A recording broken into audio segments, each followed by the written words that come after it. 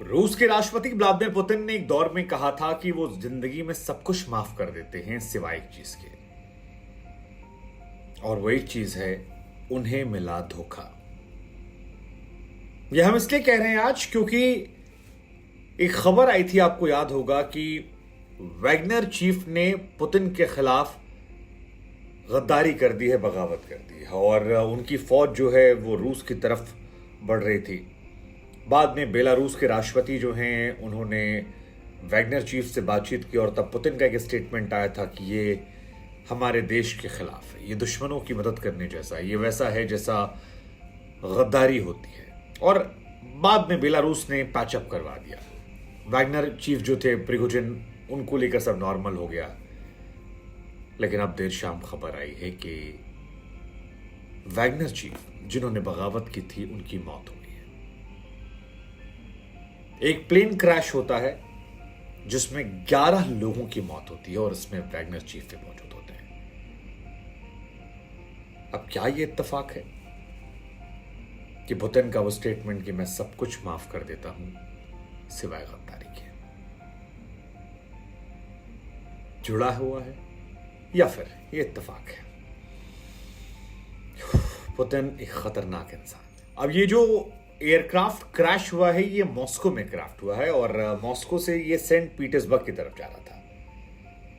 लेकिन इसमें भी एक झोल है। झोल ये है कि येवगेनी का नाम जो है वो पैसेंजर लिस्ट में था, ये ठीक है। उनके साथ 10 और लोगों की मौत हुई, ये भी ठीक है। लेकिन येवगेनी रूस में नहीं थे, वो बेलारूस में थे। और वो बेलारूस से रूस क्यों पहुंचे, ये अपने आप में एक बड़ा सवाल है। क्योंकि वो भी जानते थे कि अगर वो रूस आएंगे तो फिर उनके साथ कुछ हो जाएगा। एक जमाने में वो पुतिन के बड़े खासम खास थे, पुतिन के सारे कॉन्ट्रैक्ट इनको मिलते थे। वैगनर आर्मी वहां के सबसे खतरनाक आर्मी में से, मिलिशिया जिसे कहते हैं, खूंखार लोग इसमें माने जाते हैं। वो लोग जो एक जमाने में फौज में हुआ करते थे और फिर कत्लेआम मचाते थे। पुतिन के तमाम जो इलीगल काम या कहें कि जो ऑफिशियल काम नहीं, अनऑफिशियल काम होते हैं, वो यही क्या कर रहे थे। लेकिन ये रूस में आते हैं। रूस से सेंट पीटर्सबर्ग जाते वक्त इनकी हत्या हो जाती है। एक बड़ा वर्ग है जो ये मान रहा है कि शायद इन्हें कब्जा कर लिया गया हो, उस कब्जा करने के बाद इन्हें वापस लाया गया हो और फिर मौत के घाट उतार दिया गया हो। आप कह सकते हैं पुतिन से बदला नहीं लेना चाहिए, मतलब पुतिन से बगावत मत कीजिए। पुतिन से बगावत का मतलब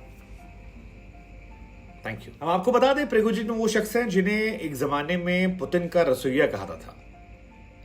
1961 में इनका बर्थ हुआ था। पीटर्सबर्ग में इनका भी जन्म पुतिन की तरह हुआ और मारपीट, डकैती, धोखाधड़ी, तमाम मामलों को लेकर इन्हें जेल हो जाती है। कई साल तक ये जेल में रहते हैं। बाद में इन्हें रिहा किया गया।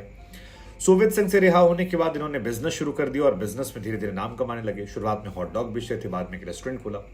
लेकिन इनका जो रेस्टोरेंट था वो बहुत जल्दी पॉपुलर हो गया क्योंकि उस रेस्टोरेंट में पुतिन जाया करते थे।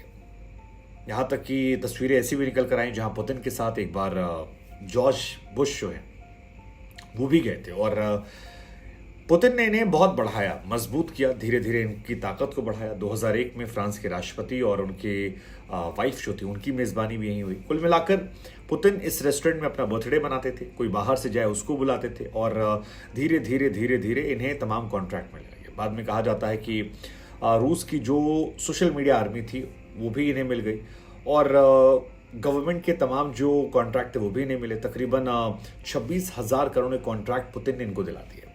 2016 में अमेरिकी चुनाव जो था उसे प्रभावित करने का भी इन पर आरोप लगा। एक ट्रोल फैक्ट्री बनाई गई जिसका काम था कि दुनिया भर में एक मैसेज दिया जाए कि कैसे पश्चिमी देश जो हैं वो भ्रष्ट हैं और पुतिन का शासन जो है वो बेस्ट शासन है और वो काफी शानदार काम कर रहा है और पुतिन दुनिया के सबसे पावरफुल लीडर। ये परसेप्शन काफी हद तक बना। धीरे धीरे पुतिन ने बैक साइड से मजबूत किया, तमाम ठेके दिलाए, तमाम कॉन्ट्रैक्ट दिलाए। जो लोग फौज से रिटायर होते थे या रिटायर किया थे उनको इसमें शामिल कराया गया और फिर ये फौज बन जाती है वैगनर ग्रुप। हालांकि ऑफिशियली प्रिगोजिन ने कभी इसको एक्सेप्ट नहीं किया, लेकिन 2022 में पहली बार एक्सेप्ट हुआ और ये बताया गया कि 2014 में इस आर्मी का गठन किया गया था। ये कहा कि इसका इन्वॉल्वमेंट जो है वो किसी ऐसे कामों में नहीं है, लेकिन फिर दुनिया जानती है कि रूसी सेना के लिए काम करते थे। हालांकि रूसी सेना के लिए काम करते करते फिर धीरे धीरे ये सेपरेट हो गई और इसने अपने लिए अलग मांग शुरू कर दी, रूसी सेना के बराबर हक मांगना शुरू कर दिया और यहीं पर इनकी पुतिन से जो लड़ाई झगड़े है वो शुरू हो जाते हैं। हालांकि ये लड़ाई झगड़े तब ज़्यादा बढ़ जाते हैं जब पुतिन को लेकर ये खबर आती कि यूक्रेन युद्ध में पुतिन पर ये सेना आरोप लगाती कि हमारा इस्तेमाल किया गया, हमें मारने की कोशिश की गई। पुतिन के खिलाफ ये सेना बगावत कर देती और यूक्रेन और तमाम लोगों से मिल जाती और उसी के बाद पुतिन जो है वो डिसाइड करते हैं कि इनका खेल खत्म करना है। अब इन्हें रूस में इनकी डेथ होती है।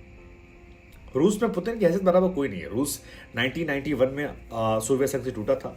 उसके बाद से सिर्फ 3 राष्ट्रपति बने। एक बने थे बोरिस 1991 में, उन्होंने 98 में इस्तीफा दिया, 99 में इस्तीफा दिया। फिर पुतिन बने, बीच में 2 साल के लिए वो हटे थे क्योंकि वहाँ के नियम कायदे अलग थे। बाद में संविधान बदल दिया और पुतिन जो है लाइफ टाइम के लिए वहाँ राष्ट्रपति बन गए। लेकिन ये मौत पुतिन